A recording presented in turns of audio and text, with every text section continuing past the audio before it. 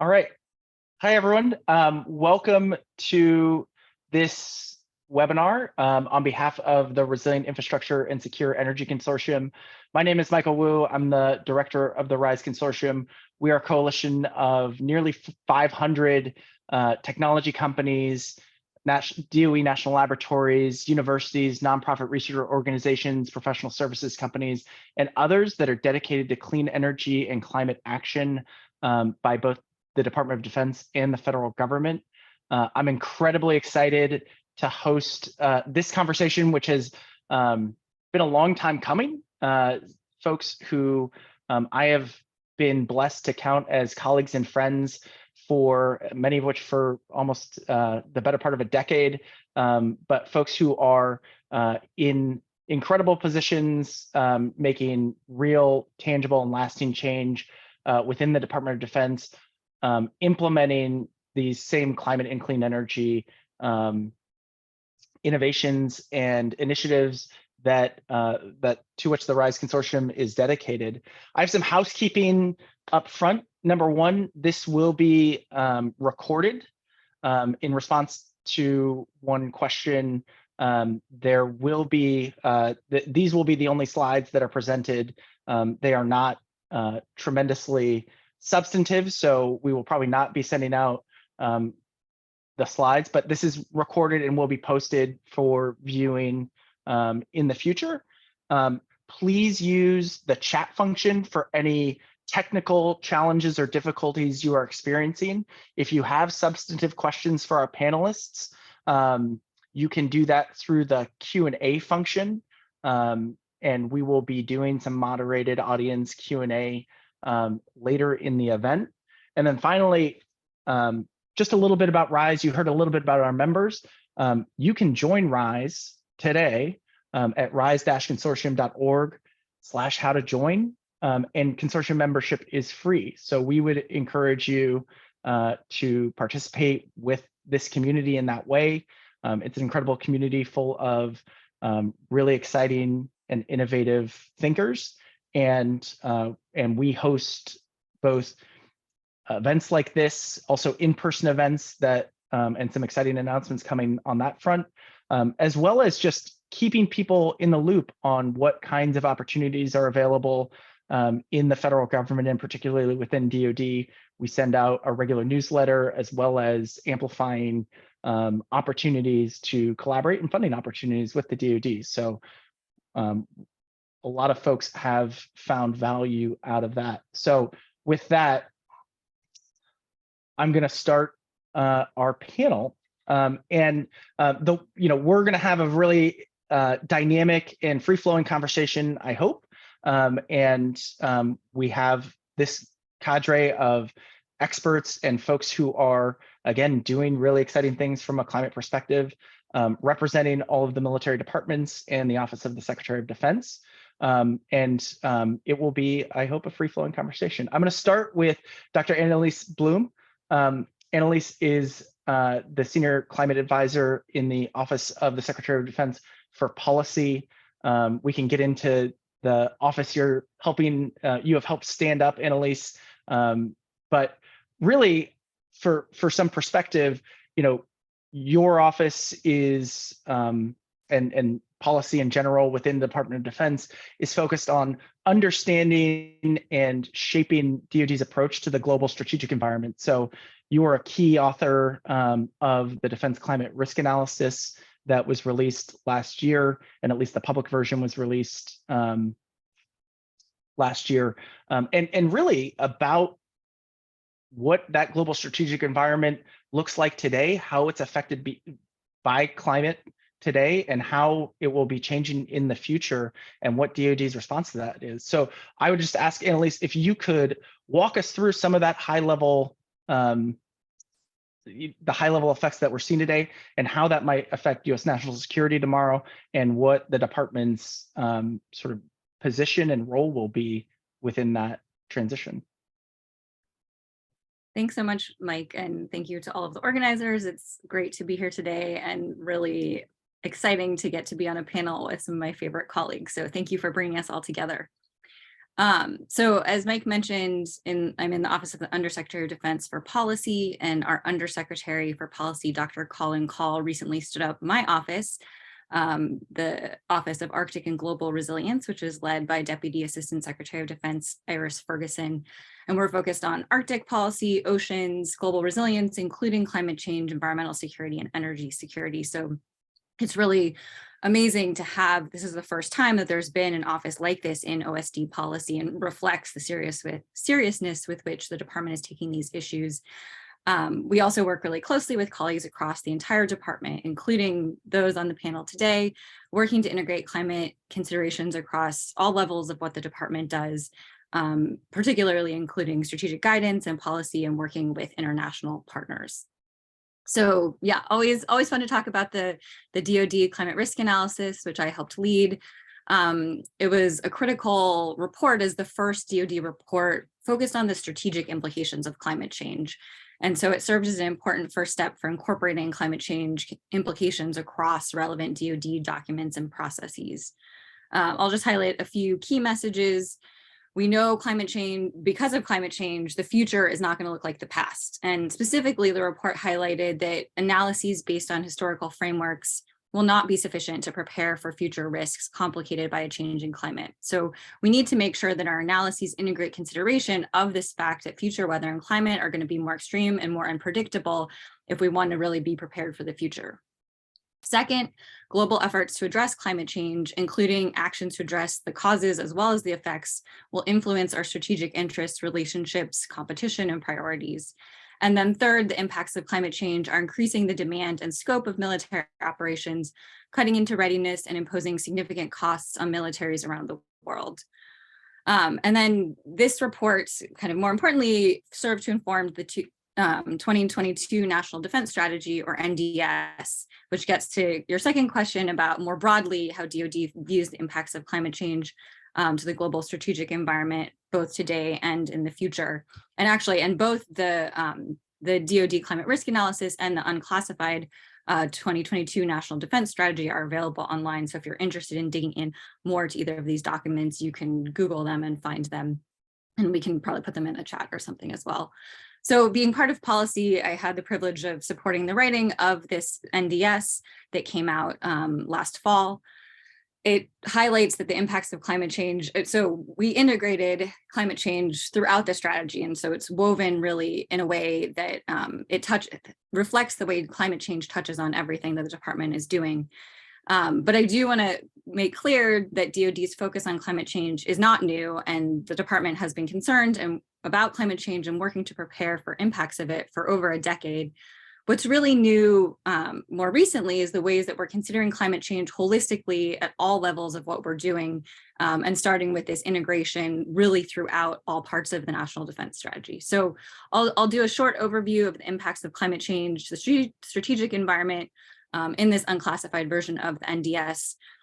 And yeah, as I mentioned, you can find more details online. So climate change in the NDS is recognized as a transboundary challenge, and it reaches beyond the threats of state and non-state actors. Changes in the global climate are already transforming the context in which the department operates, and we see the ways that it's reshaping geostrategic, operational, and tactical environments. Increasing temperatures, changing precipitation patterns, rising sea levels, and more frequent extreme weather conditions will affect basing and access, while also degrading readiness, installations, and capabilities.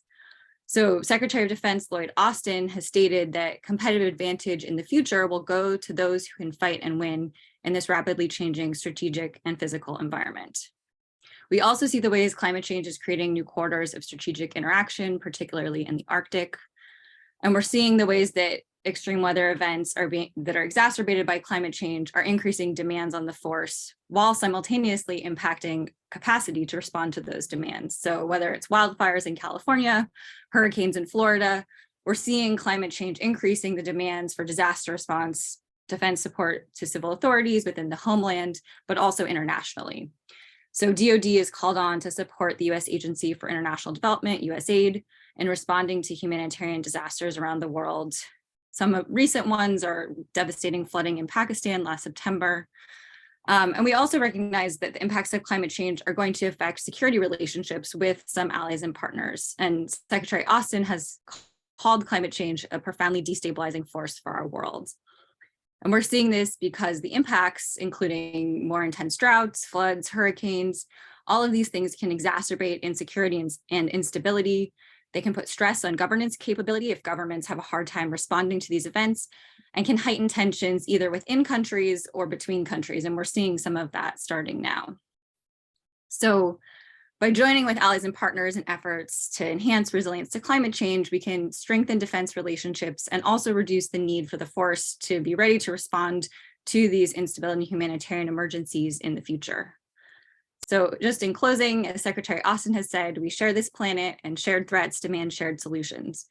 So working together as a whole of government, a unified country, and a coordinated global community will be essential to tackling the climate crisis. Thanks so much, and I'm really looking forward to hearing from the other panelists.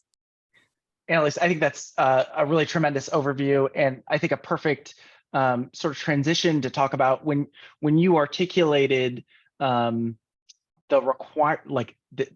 challenge itself requires collaboration and cooperation, because this is, as I always describe, the greatest challenge of collective action in the course of human civilization.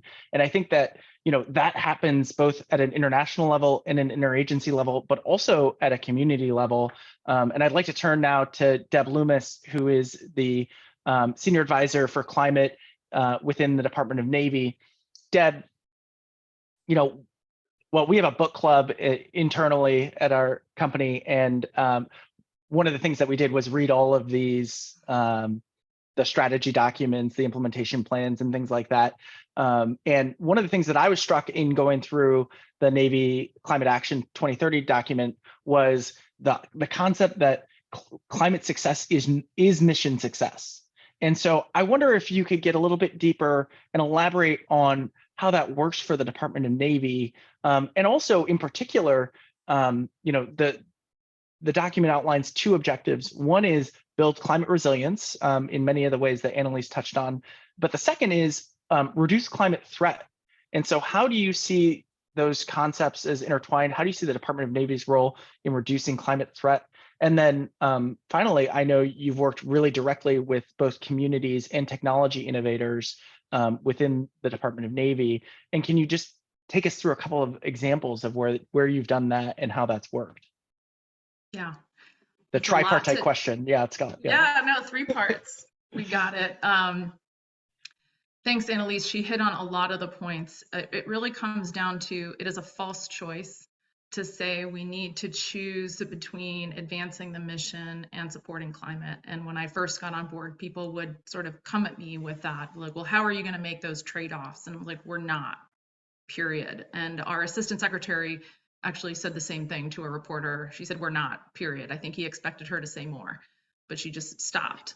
And so really it was important to us in the strategy to say, resilience is sort of a safe space. We can all get behind, we need to be resilient, and it's not enough. Like, there are times that if we just thought about our own resilience and did not take responsibility, take on our role in reducing this climate threat, it just would not be enough. Point me to the department of the government whose job it is to reduce the climate threat, to reduce our emissions. Like, we are all part of that, humanity department. We are all in this together. We have a role to play, and we're ready to play it. So, and climate success as mission success really plays out really nicely in both of those contexts. In a resilience context, I'll start there. I call it a success, a mission success and a climate success, when we can leverage third-party financing to the tune of $3.75 billion, and I know the other services have similar numbers that they have achieved, to have private companies finance the infrastructure upgrades that we so desperately need on our bases, whether it be water or energy or other infrastructure. That's a climate success, that's a mission success. It's a success categorically when we have microgrids that avoid community brownouts like we have in California, where we can operate independently on our Miramar grid and others. We have 18 microgrids all around the country and more to come. That's a success. It's a success when we have training ranges that are currently threatened by erosion, shorelines receding, sea level rise. And we have these training ranges whose mission is literally threatened because the ocean is encroaching. And we are able to use nature-based solutions to develop strategies to protect that shoreline while moving that training range a little bit further back. Mission success, climate success. It's a success when we understand changing disease vectors. I mean, 200, this is an area that we don't talk about enough, but 200 medical journals last summer came together in an unprecedented move and recognized climate change as the #1 threat to public health. Well, in the Navy and Marine Corps, we run a public health system. We have a force that depends on that public health system. And so I always try to talk about kind of changing disease vectors and what an important aspect of this problem set that is, as well as, for everyone, including our forces. It's a success when we build the resilience of our allies and partners, whether in the Indo-Pacific or around the nation, as we build up those infrastructures, those airfields, those ports, those other facilities that they rely on and we will rely on. So we have those capabilities. We in the Army Corps of Engineers, as well as the Air Force, we all do that kind of construction all around the world. So those are some examples of resilience successes. Turning to the climate threat, and that's all about efficiency and reducing our vulnerabilities that are inherent in our reliance on fossil fuels, as well as other things. So it's a success, it's mission success and a climate success when you can replace a manned refueling aircraft with an unmanned refueling aircraft that stays in the air longer and does not put a pilot in harm's way, getting much more gas delivered to where you need it for the same amount of gas that you're spending to refuel. It's a success when you have software on ships that tells you how much energy you're using in real time. You've got a dashboard for that commanding officer, that bridge team, that engineering team. Why does that matter? Well, they can see how much energy they're using. They can also see, that engine isn't running quite as efficiently as the other engine. Maybe it's time for maintenance. Maybe we've got to check that out. It's a success when you can replace a diesel generator on the battlefield that makes noise, that leaves a thermal signature, that leaves our troops exposed, that requires fuel convoys to replenish. You can replace that with a fuel cell or other renewable capabilities. It's a success when you are operating forward and you use green concrete produced locally that wasn't trucked across the ocean, that has lower greenhouse gases and much lower cure times. That means you're getting that airfield or that port or whatever facility up and running much, much more quickly. That is a climate success. That's a mission success. It's a success when you have hull coatings on your ships that reduce marine growth, that make you go further on a tank of gas, when you have software that optimizes your route planning, that optimizes your logistics. And I can go on. I won't. At the end of the day, this comes down to this is called modernization. This is called autonomy. This is called agility, lethality. At the end of the day, this is called winning. And, we come on the heels of the State of the Union last night, and sometimes climate change can be politicized. And I know I speak, I'm not going out on a limb when I know I speak for everybody on this panel to say that we are climate advisors for the American people. That's how we do our jobs. And I'll say personally, I think very consciously of, I happen to work for a Democratic administration, but I work for the American people, and I think the American people would be proud of everything we are doing, and I think about everything we are doing through that lens. So that's the first part of your question. Your second question on IGSAs, intergovernmental support agreements. We have, and the Army is leading in this, the Air Force is leading in this as well. We have about 65 of them right now, saving millions a year. And I just love this authority. And we are pushing this for our commanding officers because it really harnesses the creativity of the local, that community interface with the base. And that's where this has to start. I mean, we can issue policy, we can set ambitious goals and set direction up here, and it needs to happen at the local level. So there's a few examples that I really love, and they kind of touch different areas in different parts of the country. One is in Earl, New Jersey. We have the Navy's longest ammunition pier. It was damaged, and the whole base was damaged by Hurricane Sandy.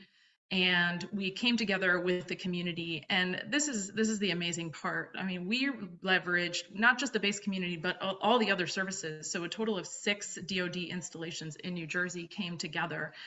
For $1.9 million in DoD funds, we leveraged $61 million in partner contributions. And we are tackling things like stormwater management, salt marsh restoration, forest management for wildfire mitigation, down to like snow plowing in the winter. And it covers an area of 1.6 million acres, again, 6 DoD installations, and just tremendous. Like, that is the scale and the bigness at which we need to operate to take on climate change. So I love that example. We've got NAS Corpus Christi and down in Texas just in 2021 entered into an IGSA for upgrading water infrastructure, tremendously supportive. I mean, again, back to this can be seen as politicized, but this is bread and butter issues in Corpus Christi, Texas, a tremendously supportive community for those efforts. And the final one that I'll highlight is a really innovative one that we just entered into a couple of months ago in California, Port of San Diego, the low carbon fuel standard market there. So we were able to tap into sort of a market for the low carbon fuel standard when we are operating off of shore power rather than running our generators or our engines on our ships. When we plug into shore power cleaner grid, we can generate credits. And so then we use those credits in turn to pay for electrification on our base and in the Port of San Diego. So another really cool win-win-win all the way around, and just kudos to all of the creative folks in the field that made those and many others happen. The third part of your question, I'll try to get to quickly. Of course, all the services, and I'm certainly more familiar with the Navy, have a tremendous tradition of R&D technology advances, and it's really a really cool ecosystem of technology ecosystems and partnerships. One right off the bat, our newest partnership, this is more in the kind of education space, but we just partnered with Stanford, the DoD School of Sustainability, and the Naval Postgraduate School. And the reason Stanford DoD School is focused on climate change, and they are really excited to work with Naval Postgraduate School because we are sort of implementers, doers. They see that there's kind of naval officers tackling very practical solutions. So we are very excited about that partnership. Of course, the Office of Naval Research, millions and millions of dollars going into this funding. And we have the ecosystem of tech bridges, Naval X tech bridges, bringing together academia, the private sector, ONR, our warfighting labs, all over the country. And then kind of on this sliding scale of like more public to more private, we also have funded, Office of Naval Research has funded for many years the Elemental Accelerator out in Hawaii, which is a climate tech accelerator. And they are doing a tremendous work across the spectrum of climate tech, not just in energy, but also on water, things like agriculture, mobility, really, really cool stuff coming out of there. So I will stop there. No, thank you, Deb. I think, one of the points that I thought is really important is the nature of our shared requirements on DoD installations with the communities that surround them. And so I think that's an opportunity to turn to Esther Sperling. Esther is the Senior Climate Advisor in the U.S. Air Force. And Esther, I'm very familiar with the sort of structure of the Air Force, in particular around, there's a saying within the Air Force that our installations are our platforms, with the idea that, this is certainly true about the other services as well. So I don't want to promote any service inter-service rivalry here, but with the idea that, you're flying missions and directly supporting combat operations and critical national security missions, but from fixed installations. Those fixed installations are also reliant on surrounding civilian infrastructure that feeds them. And I just wonder about, can you share with us a little bit about how that that force structure really informs the Air Force's approach within their climate and clean energy strategies? And in particular, given that the Air Force consists of such a high percentage of the department's overall energy costs, how do those factors really inform the Air Force's approach? And potentially differentiating them from the other services with those respects? Yeah, sure. Thanks, Mike. And, echoing everyone else, this is such a great opportunity to be with my Navy, Army, and OSD counterparts. And just thanks to the RISE Consortium for supporting this panel. It's just an incredible group and exemplifies, as Annalise said, the importance of this issue across the DoD. So completely agree, Mike, that installations are critical power projection platforms in the Department of the Air Force. And again, recognizing the other services it also is, but I think you're right that it's somewhat unique, and there's less boots on the ground physically for the Air Force. So those platforms are vital for our mission. So regardless of whether it's Chinese or Russian cyber attacks or extreme weather, we need those resilient infrastructures to achieve our mission.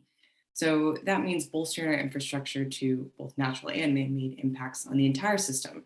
As you said, whether it's the electrical distribution on base or going off base, the physical buildings themselves, or nearby training grounds. So in the future of warfare, our installations will no longer be safe havens. I think that's pretty well known. We're in a different world. And so to fly, fight, and win in the future, we must plan for that changed operating environment with more agile and resilient infrastructure, regardless, again, of man-made or natural. So I'm sure everyone on this call is well aware of how hard hit Department of Air Force installations were in the past few years. We had Hurricane Michael leveling Tyndall Air Force Base and severe flooding causing billions of dollars at Offutt Air Force Base.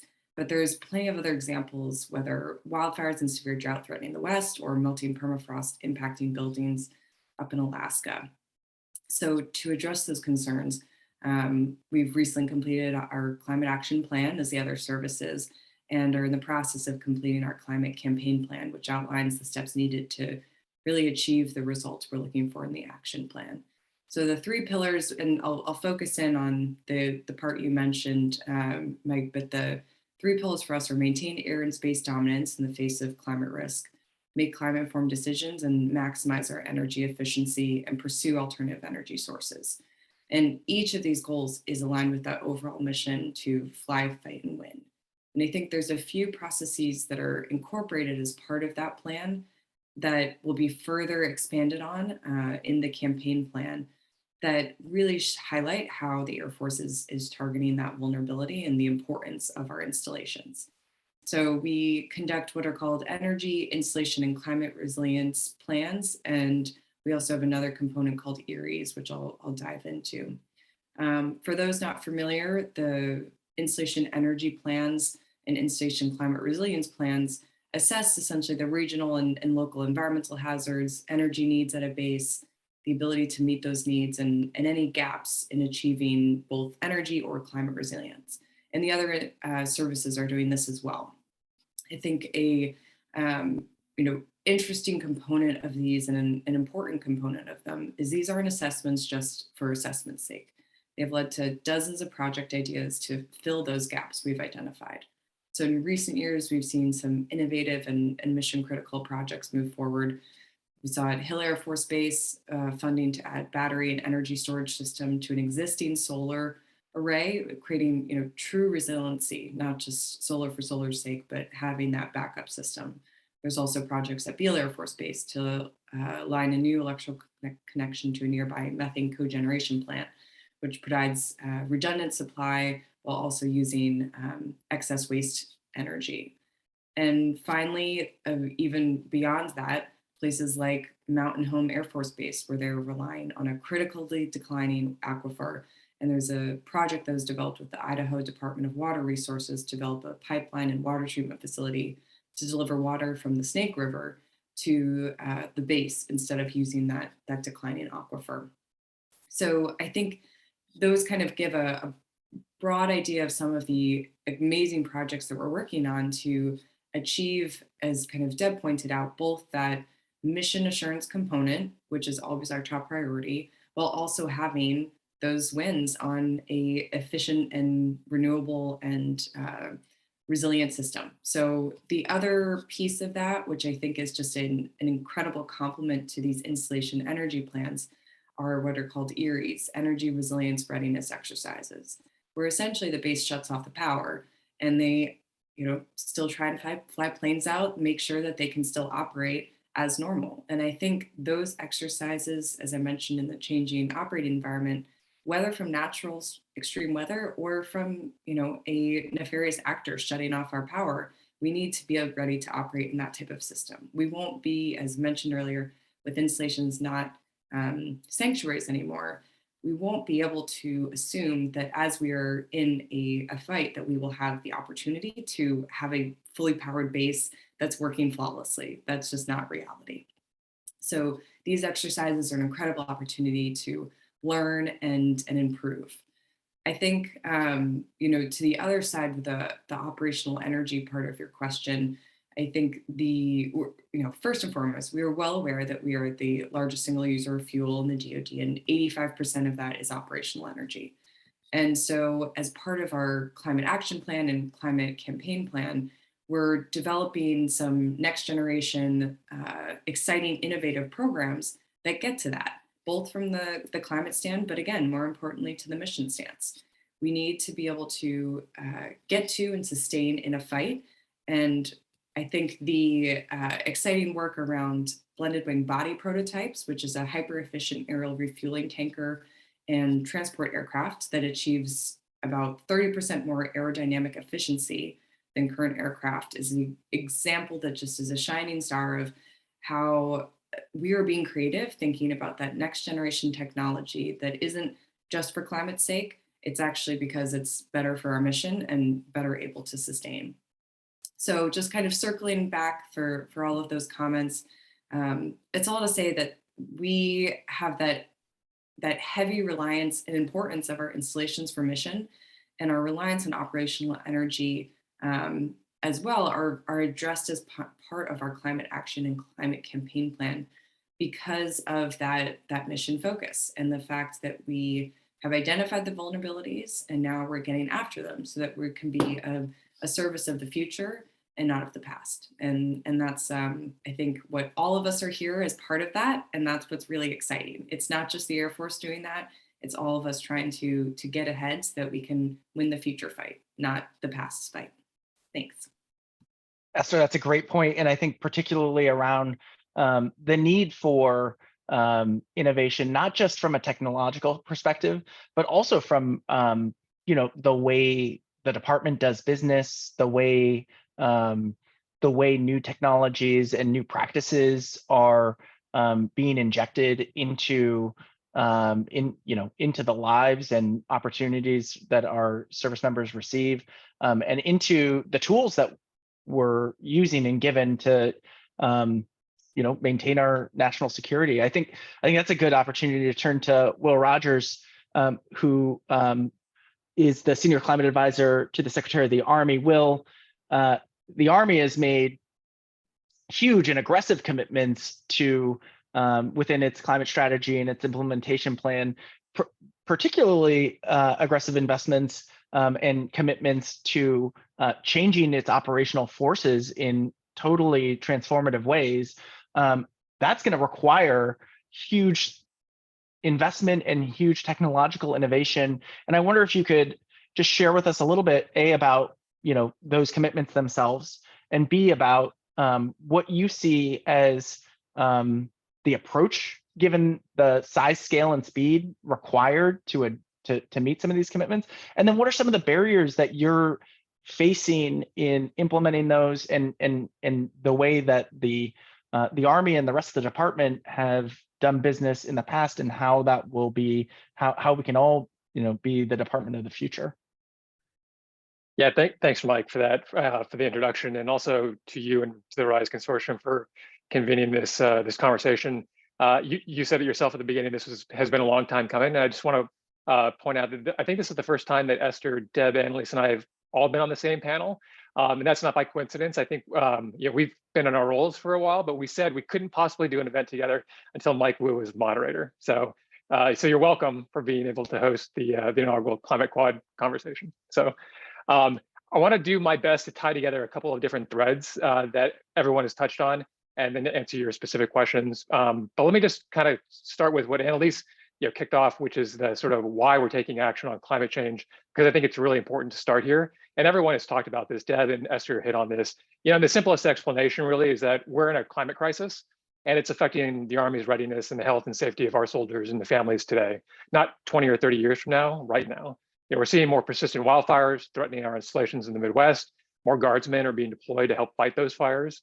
The number of Black Flag days where it's potentially just too hot to safely train is increasing, especially in the Southeast, where humidity and temperature are dangerous. More frequent and extreme weather is challenging the grid that we rely on for our installation electricity, putting critical missions at risk, as Esther spoke to. Climate change is also driving new missions for the Army. Just last year, the Army reactivated the 11th Airborne Division up in Alaska, renewing the Army's attention and driving resources in the Arctic.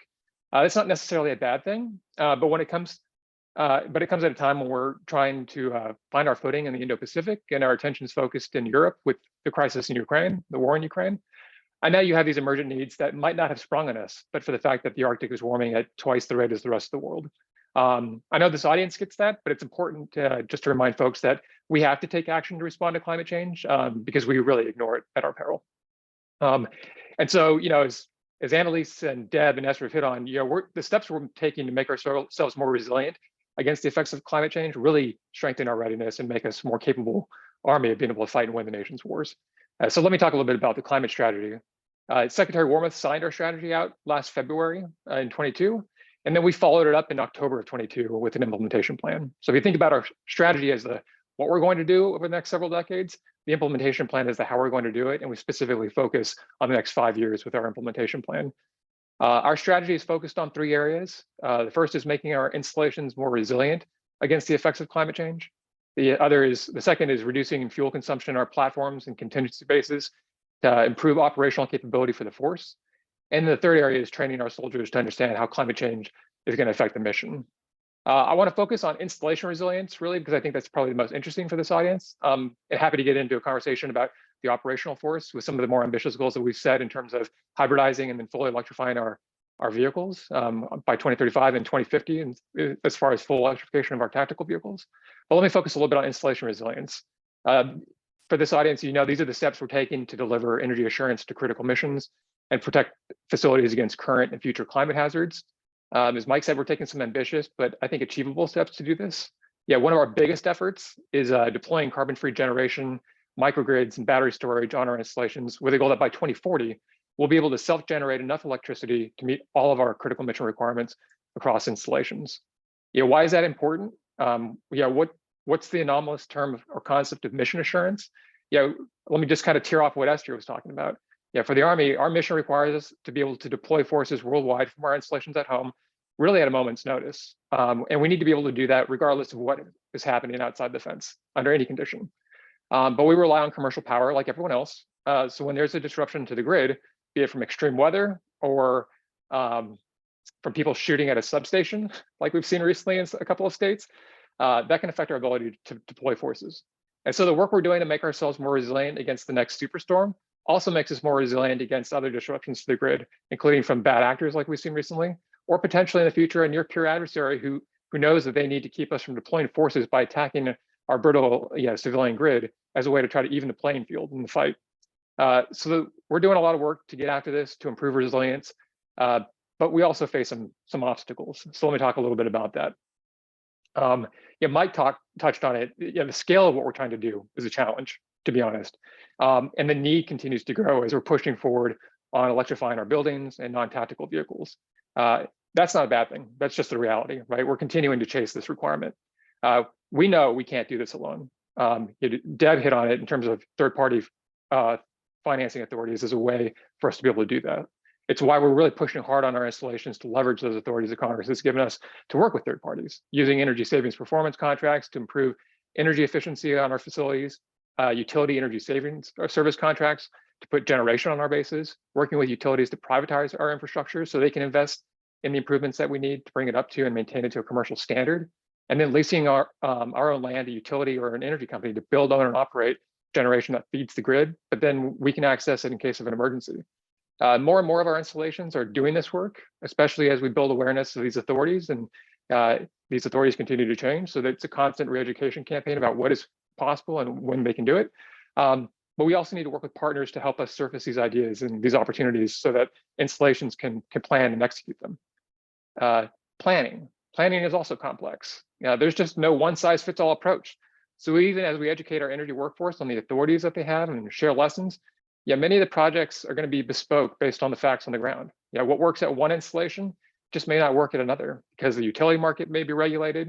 There may be an existing utility privatization agreement that may constrain the range of options to work with an energy service company.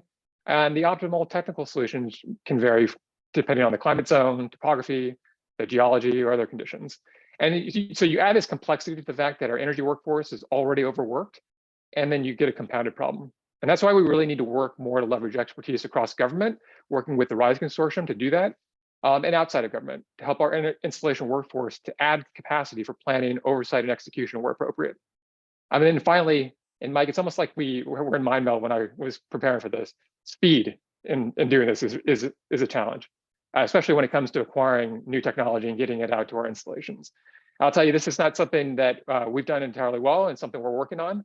Industry is making major advancements in generation and storage technology, and we need to be able to be more agile in terms of capturing these advancements to support our resilience needs. It's an area we've struggled with, but we're trying to improve. One area we're really trying to improve is how we use other transaction authority to be able to prototype energy technologies so that we can see what might work for us.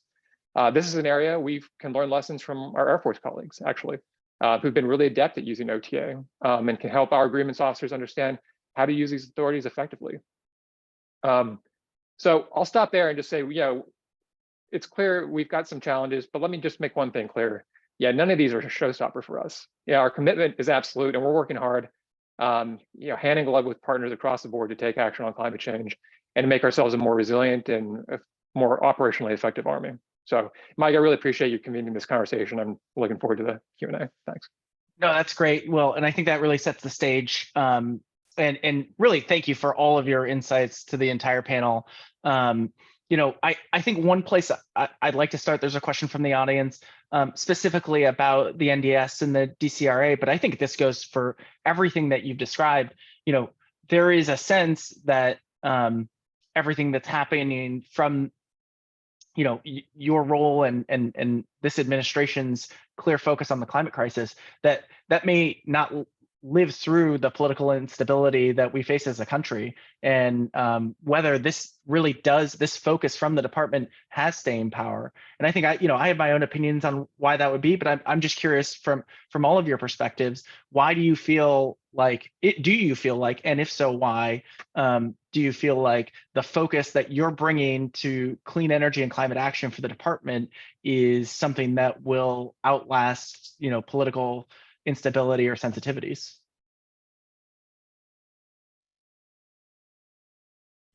I guess I can jump in first. Everyone came off mute at the same time. I think that's a great question. And I think, I'd be curious to hear everyone else's thoughts, but I think that most folks that I talk to are confident that this is a continuing effort because of the impact to mission.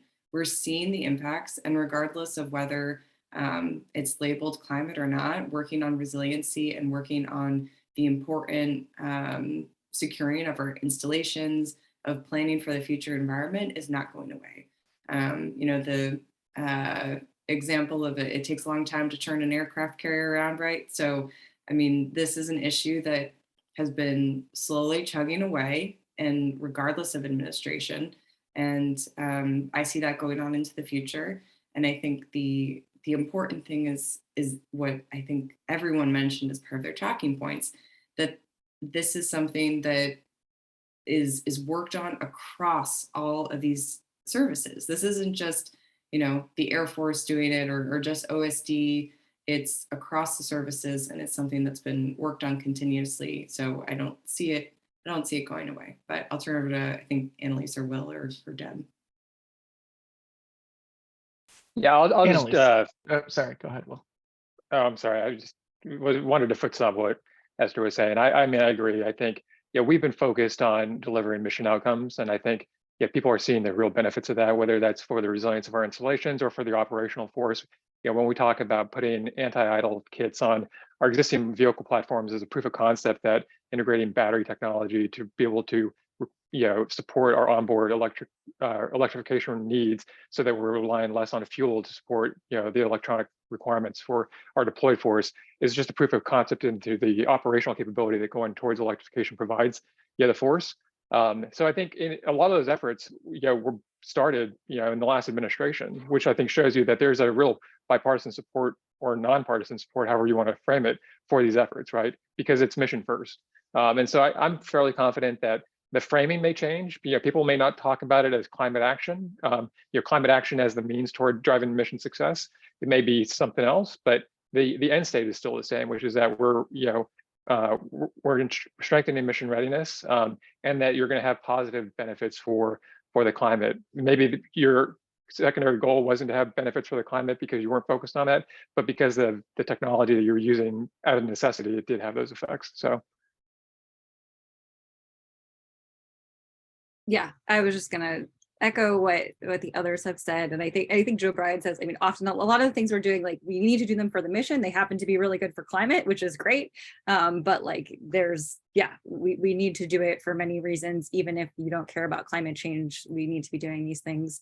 And echoing what others have said, I actually started in the department as a science and technology policy fellow in the previous administration, and can attest to the fact that there was a lot going on working on climate, and a big community of people who were working on these issues. So yeah, have a lot of faith that they would continue. I'll agree with everything that was said, and I will say, kind of cast a bit of, we do have to be wary of some things. And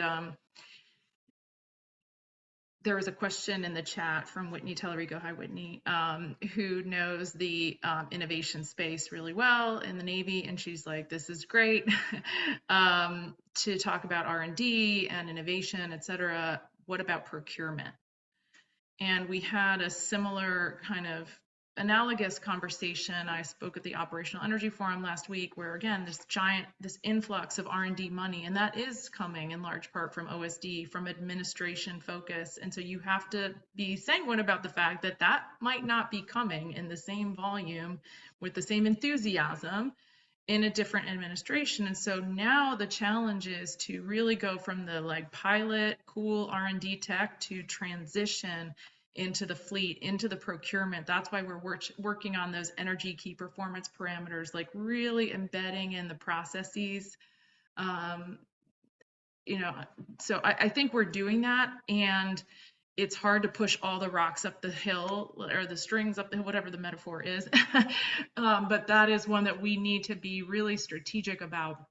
What are the enduring actions that are gonna, what are the enduring actions? So I'm not disagreeing with anything anyone had said. We have to be sanguine. We can get a little bit complacent to think we're gonna get all this money from OSD, and we really need to bake it into our budgeting. Big OSD may not be funding this stuff to the tune that they are right now. Yeah, Deb, I think that's a tremendous point, and it actually relates to our beloved friend John Conger's question, which really relates to, hey, how do you reconcile these huge climate strategies and ambitious goals with the chronic underinvestment in our installations? And we have all visited many dozens of military installations and seen the state of infrastructure there, seen the state of investment over time, and seen how it has degraded. And so the question is, really, how do you reconcile those two concepts of, where you want to get to with where we are and the history and legacy of why we are where we are today from an infrastructure standpoint on our installations?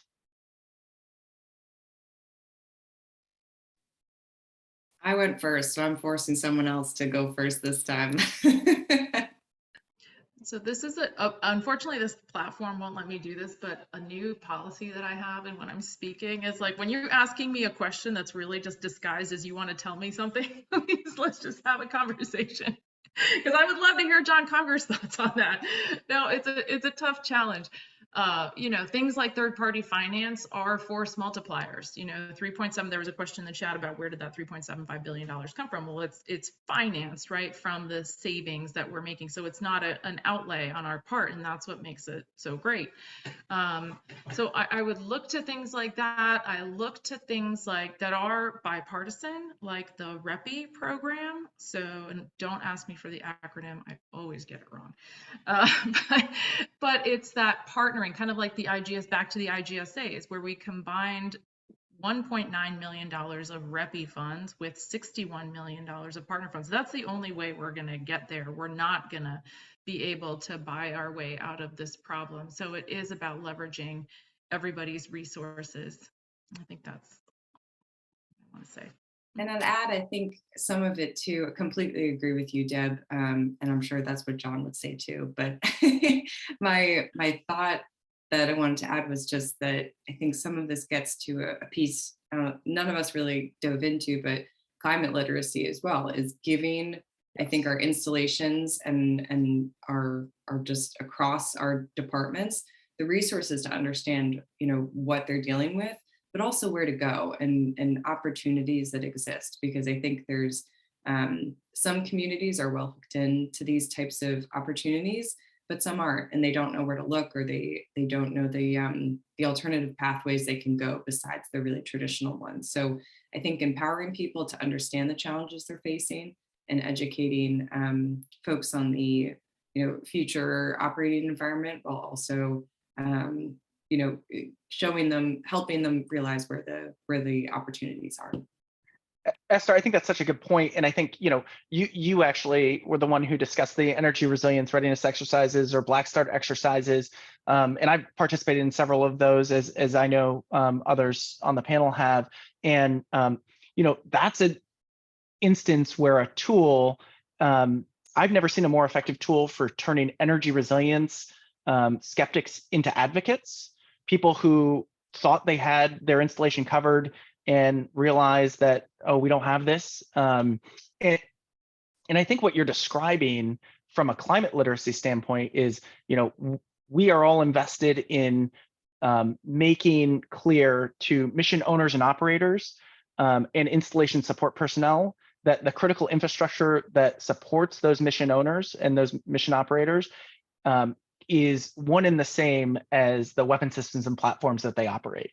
And so anything that can drive home those points from a climate perspective as well, obviously those issues are intertwined. Like, I think that's something that finding that natural constituency and advocacy for will be critical to having the workforce that is both literate and aware and concerned to the level with a sense of urgency.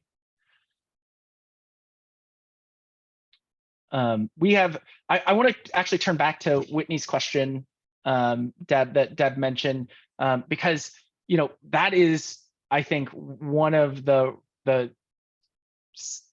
things that most concerns me is, if we believe that, even something as innovative as the Navy's investments in Elemental Accelerator, which again leveraged huge amounts of private sector funding and capital, isn't making its way to the operator or the end user. What are the pathways for rapidly deploying and prototyping the kinds of technologies that we're talking about today, and what to you seems most promising? Will, you touched on OT. Obviously, we're very invested and interested in that. But what are the programmatic sides of things within your bureaucracies that will enable that kind of rapid scale innovation? And then I guess, what are the, if you consider some of our audience here, many of which are small scale or early stage non-traditional defense technology companies, folks that don't generally work with the federal government, but that are really exciting and have innovative technologies, what advice would you have for them?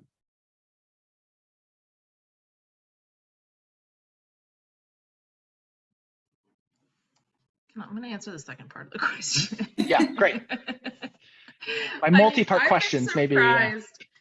I think just reaching out and, we're probably not the best we could start.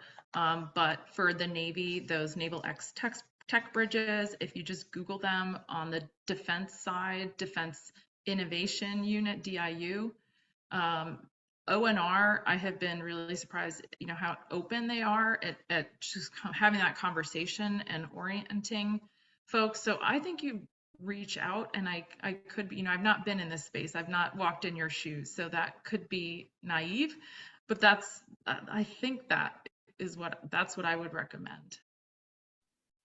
No, I actually might, I know John's probably still on the call, so he's going to laugh for me stealing his talking points that he mentioned during the conference all three of us were at previously. But I think some of it is what he talked about, is when you're going through these processes that I know are challenging, and we all are aware of the challenges and maybe inadequacies of our processes and getting these types of things scaled up quickly. Groups like ARPA-E and DARPA are amazing, incredible platforms, but they're hard. I worked at ARPA-E, and it's a really challenging process to, when you're really small, to work sometimes with really large federal type systems. So totally get that. And I think what John mentioned at a previous one is maybe not always through the federal government, but when you're going through opportunities, asking for feedback when it doesn't work, or going back. And I think we all are taught at a young age that, no question is a stupid question. But I think we kind of lose that as we get older. And I think it sounds simple, but I think that's actually a really good way of thinking about it. Is like, this is, if we're not having success, we got to ask the question. It's reaching out to people and communicating your issues and challenges, so that we can, better respond to those, but also so that you all can learn of how to improve on those processes, again, whether through federal systems of financing and programming or otherwise. But I think I really feel optimistic that we're at a change point in this world, and that there is just so much momentum and excitement about projects moving from just the pilot stage to truly implementing. I see that interest just growing and improving. So I'm really excited about that. And I think a lot of the folks on this call probably are part of that. And so I think we have a lot to learn from you all, as well as we continue to gain momentum and figure out the next incredible opportunities that they're already there. We just need to get them moving. So that's my 2 cents. And let me just quickly add to what Esther and Deb have already said, which is that, at least for the Army, when it comes to trying to bridge this gap between what Whitney has talked about with sort of the R&D space and getting into the procurement side of things, one areas where I think people who are not accustomed to working with government or DoD in particular may start, and it requires doing a little bit of homework, is sort of figuring out where these efforts live within the Army procurement side, the program executive offices, who has the sort of pulse on the technology development and is doing not just the research, but is in charge of trying to bridge that valley of death, so to speak, because those PEOs, the program executive offices, they're doing a lot of work now to try to close that gap, recognizing that there's a lot of, in the past, there's been a lot of good technology that has died in that valley that shouldn't have. And so there's making those connections with the program executive officers and their staff, making them aware of the work that you're doing, how it feels a mission requirement, is really important. And then talking with them about the options to get into, get it in front of them to test, and then potentially get it into if not a program of record, some other kind of cycle. So there are opportunities there, and I think just talking to folks on the ground who are working this is important, and we can certainly help to surface those opportunities where appropriate and where they exist. That's great. And I would just ask that, you consider the RISE Consortium as an opportunity to provide access points to the communities that you're trying to reach. And I know you are all already doing that. So it's greatly appreciated. We're coming to the end of our time. And if I do want to save one last question for the group, but realizing we're at time, totally understand if you got to run. But so I'm going to put this question out. All of you are, have already made invaluable contributions to these against these challenges and to these fights.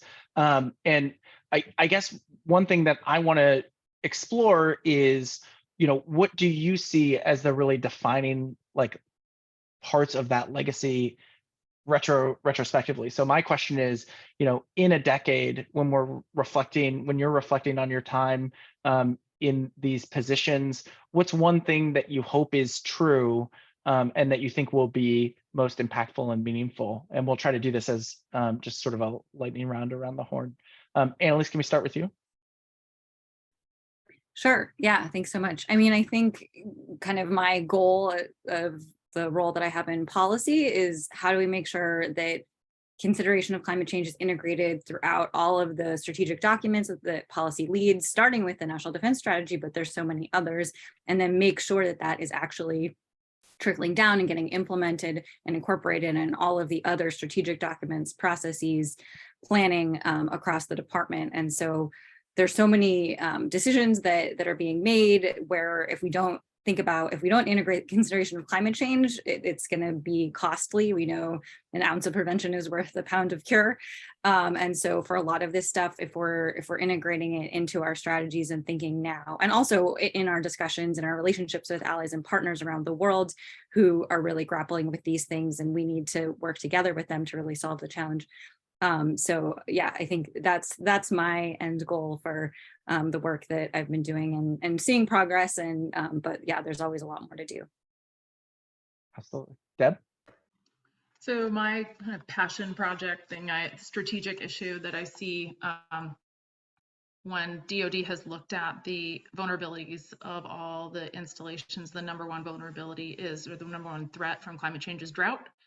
It's not something we've spent a lot of time talking about today, but I think it's the kind of scourge or ground zero of climate change in this country and certainly around the world. So I spend a lot of my time working on that problem set, working on water, working on nature-based solutions to move the needle on that problem. So we do a lot of things in this job, and that's sort of my personal, if I walk away from this job having made a difference on that, that'll be success. Awesome. Esther? Yeah, so I think to obviously echo both Annalise and Deb, if the folks listen to the Women in National Security podcast a few years ago, they had mugs that said "Process is my Valentine." So I think that gets to what we're all trying to do in this job, truly, is to develop and create processes that outlive us and that continue on this work in a meaningful way. I think for the Air Force and my role, what I really see is my hope is to, get to somewhat Deb talked about, those resilient installations and making sure that we have platforms to project from, but on an energy side as well, as making sure that we have resilient systems in place. And honestly, I mean, we're the Air Force. If we could get something like blended wing bodies up in the air and rolling, like we have, our plan is to have the prototype by FY27, that would be a game changer. And so I think there's incredible technologies out there that won't be achieved in my tenure probably in this job, but are going to be huge for us to see success down the road and to actually get to where we need to be with climate, but also with the mission. Awesome. Yeah, I bought the Process is my Valentine tote bag, so that's excellent call out to Bombshell. Will, bring us home. Thanks, Mike. So I just want to tear off what Deb said, and that's I think one of my passion projects is that 10 years from now we'll have a more fulsome concept of resilience that captures not just what we're doing as it relates to energy, but also as it relates to our relationship with the environment, with nature. I think right now we're in this sort of paradigm where we think we're at war with the environment. For a long time it's been our impact on the environment, and now the environment's fighting back and having an impact on us. And I really want to get to a place where we recognize that technology development and deployment is incredibly important. We're focused on it, rightly so, but it's only part of the equation in terms of getting towards resilience. We need to recognize that nature is going to be a part of how we get ourselves out of the climate crisis, and leveraging the power of nature to do that, integrating it with technology is going to be incredibly important. Just as an anecdote, you look at our effort towards building resilience, for example. We're focused on deep energy retrofits, passive designs, all electric technologies. Another component of that has to be natural infrastructure. We can talk about deploying green roofs, for example, to improve quality of life, indoor temperatures, drive them down, make climate systems more efficient, to improve energy efficiency. All these things work hand in hand together. And so recognizing that natural infrastructure with technologies, there are two sides of the same coin, I think is important as part of that resilience concept. And it all drives towards the mission, right? It's all in support of the mission. So anyway, that's my passion project. Awesome. Well, you're all passionate and dedicated professionals, and I'm incredibly grateful for your time today, and just appreciate your insights and your commitment to this issue, and appreciate you taking the time to join us. So thank you very much. Thanks to everybody who attended, Thank you. and we will follow up. Thanks, everybody. Thanks, Mike. Thank you. Thanks, everyone.